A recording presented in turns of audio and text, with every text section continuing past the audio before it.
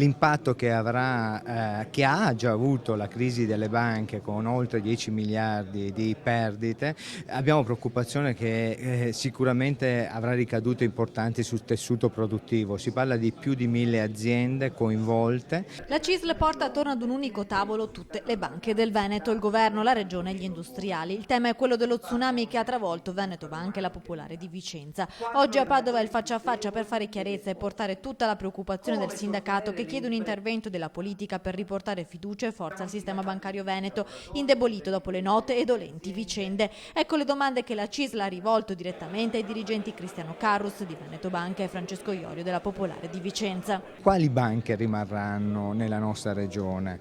La seconda, che tipo di azioni verranno prese per i risparmiatori e in maniera particolare quei risparmiatori fragili, deboli, e gli impatti sui livelli occupazionali, come rilanciamo il tessuto produttivo veneto, perché oggi il tessuto produttivo veneto è alla ricerca di credito. La magistratura deve dare al più presto una risposta ai risparmiatori che sono stati truffati. Allo stesso tempo bisogna sostenere le aziende coinvolte nella perdita di capitale per attutire il contraccolpo. Queste le parole del senatore del PD Santini, intervenuto nel convegno. Bisognerà affrontare, penso che sia un tema anche del convegno di oggi, ed è importante tutto quello che dovrà fare il sistema istituzionale, politico, per sostituire tutto questo credito che sostanzialmente non ci sarà più per molto tempo nel Veneto.